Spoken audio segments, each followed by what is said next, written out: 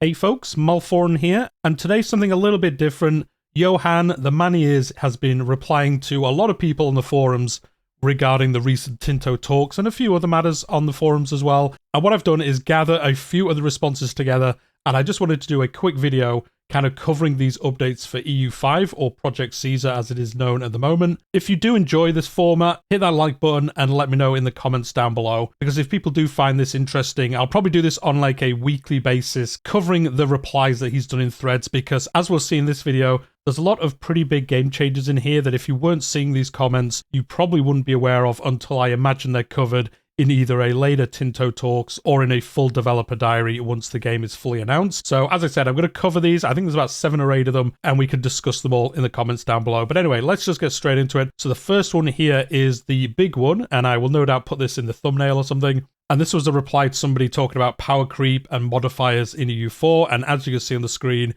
basically coming out and saying that the development of the content for Project Caesar, they have a rule of no modifier stacking. So however they're building out the game systems, it looks like they're going to work very differently to EU4. They might have similar names, but the actual mechanics of how things are going to work are going to be very different, because no modifier stacking, if you have played EU4 at all, or Crusader Kings at all, basically any Paradox game, you could generally stack a certain modifier, a certain stat that you're after, and just go kind of ham with it and pretty much break the game in some scenarios. Well, actually, in a lot of scenarios, you could break the game by doing certain things. If you play Crusader Kings 3, if you can stack like knight effectiveness up to crazy levels, you can pretty much go around with your knights and wipe entire armies with like 13 people. So it is good that they've kind of headed this off and said, we're going to try do no modifier stacking. Now, again, if you've played Crusader Kings, we've heard this line before of like, we want to reduce stat stacking and things like that. And then as DLC comes out, it just like naturally happens more and more. So yeah, it will be fun to see how these systems work. And then obviously,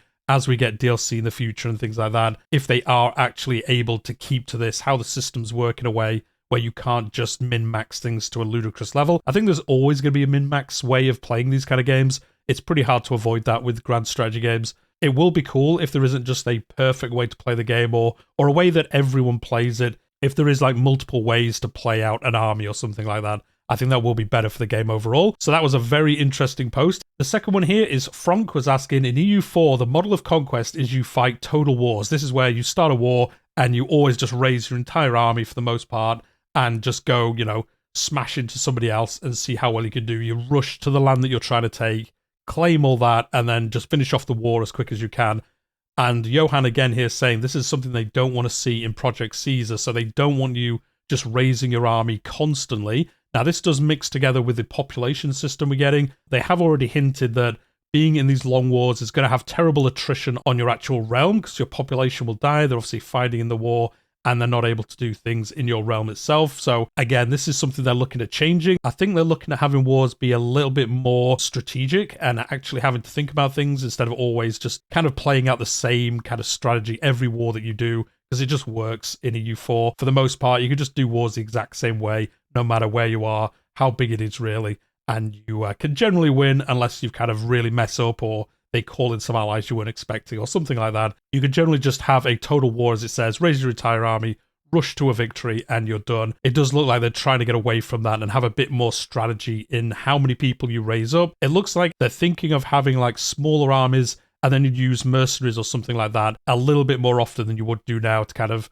supplement your main force, and only in like huge crazy wars are you ever like fully mobilizing your entire realm towards that war, which again will be an interesting change. And the next few that we've got are all talking about start dates. Obviously the big news being that the game starts in 1337 rather than the traditional EU4 start date. A lot of feedback about that on the forums, and Johan again come to us with some information. Some of this we kind of knew already. As he's saying here, considering something like 1% of the player base actually play another start date than the earliest, is very, very unlikely we will get another start date in Project Caesar, which is interesting.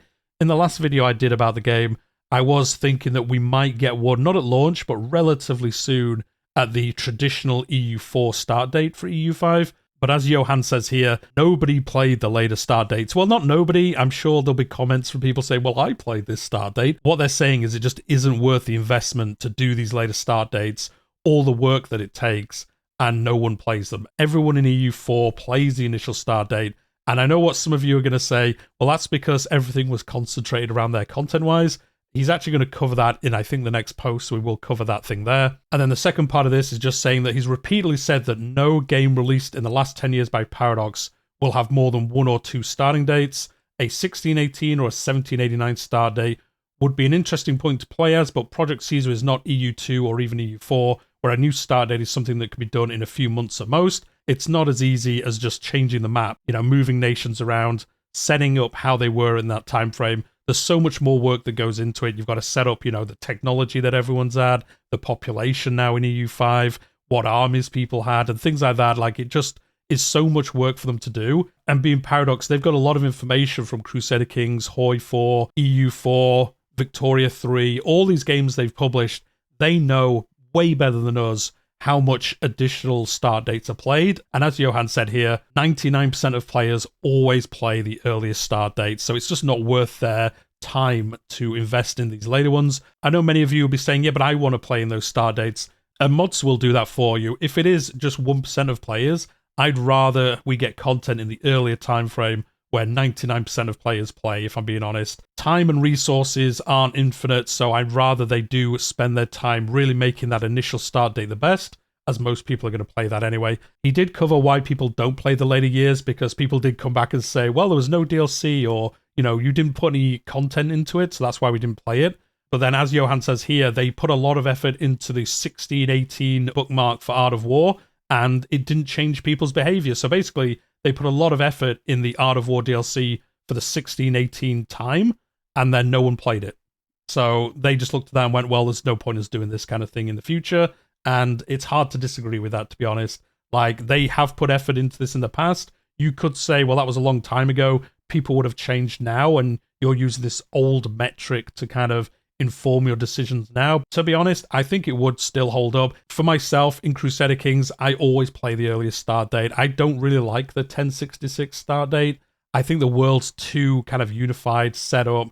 It's way less interesting than the earliest start dates. Yep, you are further away from Primogenitor, but, that is the price you pay for more interesting game, in my opinion. And then the last one here about, start dates and things like that is, again, Marx was right coming back with, it wasn't the 18th century that was bad. Besides army inflation, it was the revolutionary mechanic that a lot of people hated.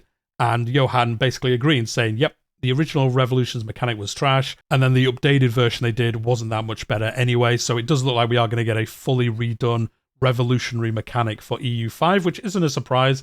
As I mentioned in one of the previous videos covering the Tinto talks, if you have played Crusader Kings, the systems they brought from CK2 into CK3 are just so much better than they were in CK2. It doesn't surprise me that EU5 is going to see way better versions of mechanics we've seen in EU4. And then Johan replied to CJ Hoser, again around timeframes. As with any game, a meta will develop and Europeans will be colonizing Mexican gold by the 1360s.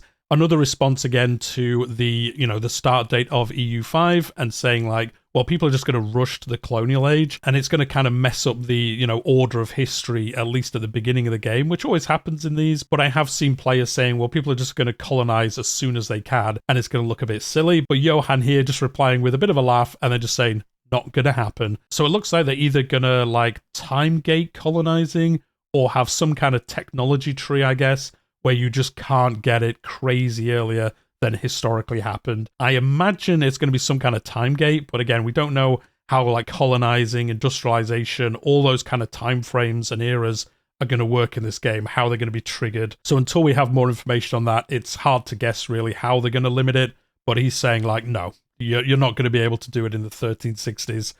Dream on, basically, to people.